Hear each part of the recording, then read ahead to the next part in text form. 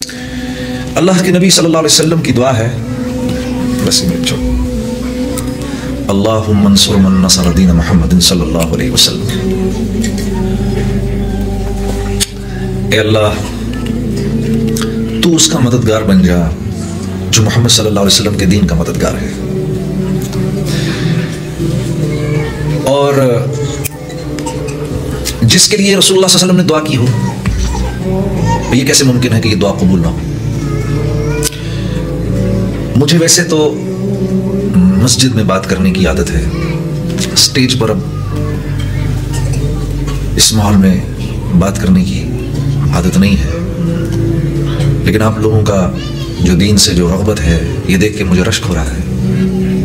किस तरह आप लोग अपने औकात को, बाहर की दुनिया में इस वक्त लोग इस फिक्र में है कि किस तरह से माल बढ़ जाए, नाम बढ़ जाए, शोहरत बढ़ जाए। ये सारी फिक्रें इस वक्त लोगों की हैं। आमतौर पे यही सोचें, दिन सारा इसी में इस्तेमाल होता है, सलाहियत सारी इसमें इस्तेमाल होती है।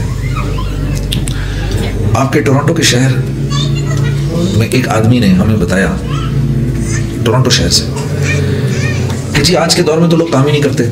मुझे देखें, 30 साल हो गए मैंने दुकान में एक दिन की छुट्टी नहीं की। मेरे ये बात सुन के पैरों के नीचे से जमीन निकल गई। कहा जी एक दिन छुट्टी की थी, वो भी आधे दिन की, जिस दिन वालदा का इंतकाल हुआ था। आधे दिन की थी छुट्टी, दोपहर को फिर दुकान पे आ गया था। सोचो, इस मुसलमान की सारी सलाहियतें वहां लगी जहां इस बेचारे का जोर ही नहीं चल सकता, क्योंकि रिज़्क़ तो अल्लाह की तरफ से मुक़द्दर है, मुतअय्यन है। ये 30 साल, वो जिसने उम्र कैद गुजारी ना 14 साल, वो इससे दुगना खुशकिस्मत है, क्योंकि वो तो 14 साल के बाद रिहा हो गया। ये 30 साल दुकान का कैदी बना रहा बेचारा। इसकी सारी सलाहियतें अल्लाह रब्बुल इज़्ज़त ने जो इसके अंदर इंसानी कमालात रखे थे, वो सारे के सारे इस्तेमाल किस लिए हो गए? दुकान की चीज़ें बेचने के लिए। दुकान में बैठकर ये ग्राहक अपनी मर्जी से थोड़ी अंदर लेकर आ रहा है, ये तो अल्लाह भेज रहे हैं ग्राहक इसकी तरफ। लेकिन इस बेचारे की सलाहियतें सारी की सारी दुकान को ठीक करने में लग गई। इसकी क्या वजह है? इसका कसूरवार मैं अपने आप को समझता हूँ।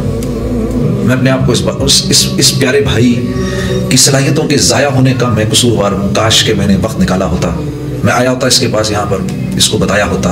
मुसलमान था, मेरे 1-2 दफ़ा बताने से हो सकता है इसको बात समझ में आ जाती कि दुनिया में आने का मकसद माल का बढ़ाना नहीं है, बल्कि दुनिया में आने का मकसद हिदायत हासिल करना है। ठीक है, ये अब इससे ज़्यादा बढ़ेगा नहीं।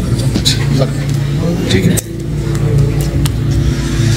तो दुनिया में आने का मकसद हिदायत हासिल करना है। दुनिया में आने का मकसद माल और हुकूमत और दौलत इसका हासिल करना यूं नहीं है कि इसका हुसूल इंसान के बस की बात नहीं है।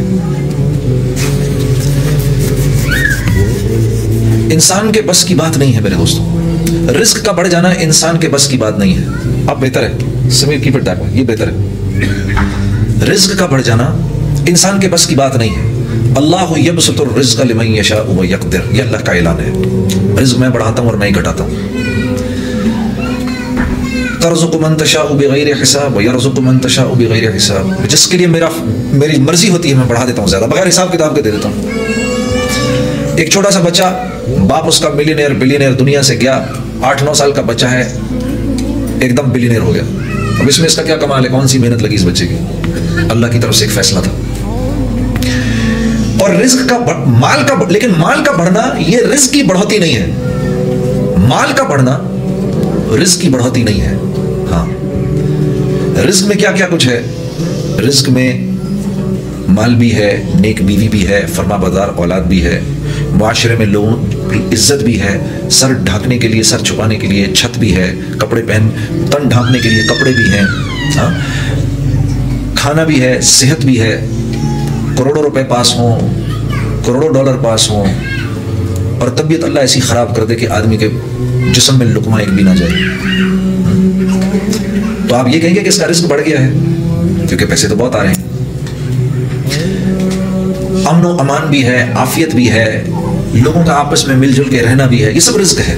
तो अल्लाह फरमा रहे हैं ये हम अपनी मर्जी से बढ़ाते हैं, हम अपनी मर्जी से घटाते हैं, हम इसमें बरकत देते हैं और हम इसमें बेबरकती देते हैं। तो या अल्लाह किसके लिए बरकत देते हैं और किसके लिए बेबरकती करते हैं आप?